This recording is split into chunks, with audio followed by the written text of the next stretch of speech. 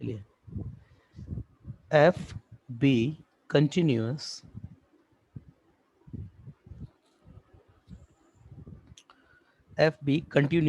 Function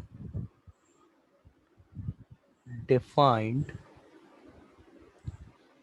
on to, देखो on to बोला है, on 0 to 1 with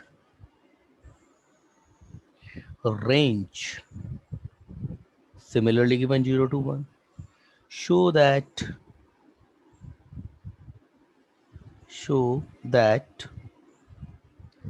there is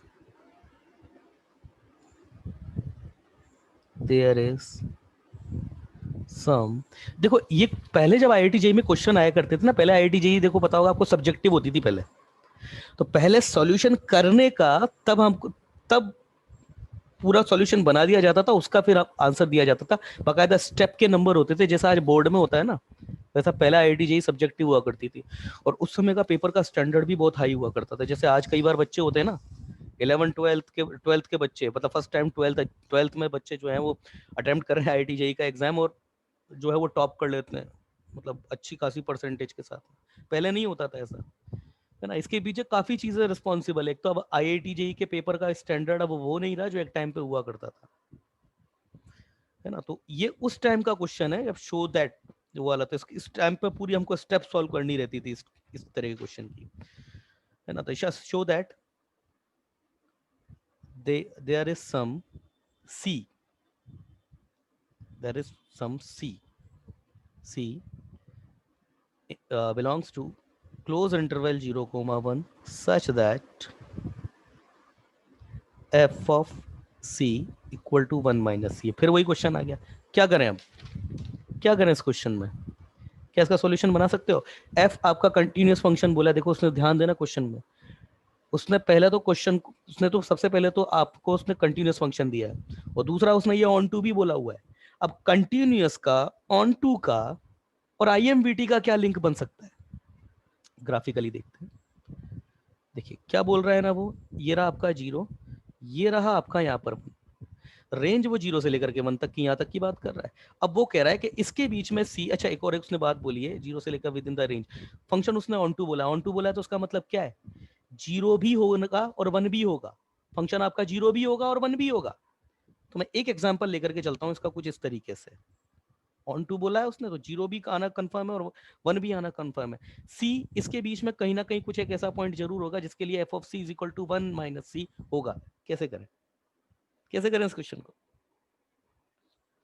answer दो, बोलो दीदी कैसे होगा।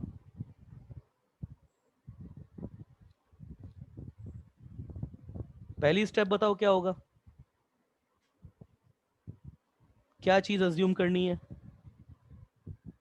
जी ऑफ एक्स अज्यूम करना होगा ना, हाँ करो करो, करो एग्जूम करो, f g of of x x equal to plus what, c minus one, f f of of plus x c plus x minus minus. One.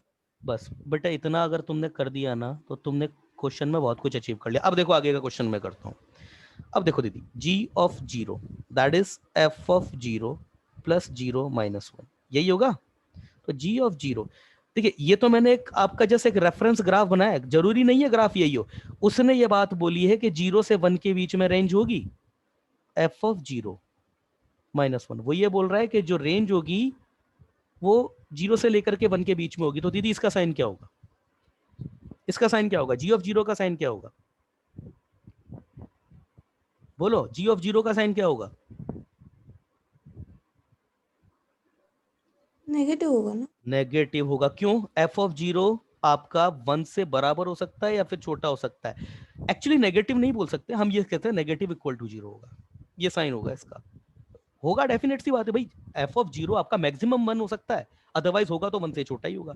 तो इसका साइन भी मैक्सिमम 0 हो सकता है, अदरवाइज होगा तो नेगेटिव होगा। दीदी इसके बारे में क्या कमेंट है तुम्हारा, f of 1 plus 1 minus 1 that is f of 1 equal to, sorry g of 1 equal to F of 1, इसके बारे में क्या कमेंट है, क्या कमेंट है, इसका साइन क्या होगा, एफ ऑफ वन, हाँ पॉजिटिव। क्या होगा, क्या होगा? एफ ऑफ वन पॉजिटिव होगा, ये पॉजिटिव होगा, और ज्यादा से ज्यादा हो सकता है तो जीरो हो सकता है। क्यों? क्योंकि रेंज बोल रहा है ना, वो रेंज बोल रहा है कि वो जीरो से लेकर के वन के बीच में। ये तो मैंने एक आपका, आप बोल सकते हैं रफ ग्राफ ड्रॉ किया है, हो सकता है ये ऐसे भी हो, एफ ऑफ वन भी जीरो हो सकता है, अभी भी है ऑन टू ए फंक्शन आपका। तो यहां पर मेरे पास क्या चीज है, ये मैंने जस्ट एक, आप बोल सकते हैं ना, एक आपको रफ आइडिया लग जाए, रफ ग्राफ बनाया मैंने इसका कि भाई ऑन टू ए फंक्शन इस तरीके से। तो ये आपका ये आपका जो एफ ऑफ वन होगा, एफ ऑफ वन आपका ज्यादा से ज्यादा, जो कम से कम आपका जीरो हो सकता है, और ज्यादा से ज्यादा तो जीरो से लेके वन के बीच में कुछ भी हो सकता है। तो दीदी खुद बताओ आप, क्या G of one and G of zero has opposite sign? नहीं है क्या? नहीं है है। क्या? तो इससे क्या बात कंफर्म हुई अब? बोलो। है तो एक तो रूट होगा जी एक्स उसका। हैज एटलीस्ट वन रूट सी से, सी, वन रूट सी, सी बोल रहा है ना यहाँ पे, सी करवा रहा है, one root c lies within zero से वन के बीच में। ठीक है, तो इसका मतलब क्या हो गया, G C equal to F of C plus C minus one equal to zero for every C lies zero to one, C के इसके बीच में होगा। इसका मतलब क्या हो गया, f of C plus C minus one equal to zero. इसका मतलब क्या हो गया, कि f of c equal to one minus c such that c belongs to zero comma one. क्या यही बात प्रूफ करनी थी क्या? क्या यही बात प्रूफ हाँ करनी थी क्या? इस तरह के क्वेश्चन में मैं दोबारा रिपीट कर रहा हूँ, and just after that I will close the meeting. इस तरह के क्वेश्चन को करने के लिए आपको फंक्शन, आपको ये नहीं प्रूफ करना है, आपको ये प्रूफ करना होता है। मतलब जो प्रूफ करना है उस पूरे को एलएचएस या आरएचएस में कन्वर्ट करके इक्वल टू जीरो कर दो, वो आपको प्रूफ करना है एक्चुअली, और उसी को ही फंक्शन एज्यूम कर लो। समझ में आई बात? हाँ सर। चलिए ठीक है, मिलते हैं दीदी, कल मिलते हैं। अरे क्लियर है क्या? कौन हाँ कौन बच्चे बैठे हुए हैं हाँ इसमें? हाँ हाँ सर हाँ। अदिति क्लियर है? अदिति क्लियर है? अदिति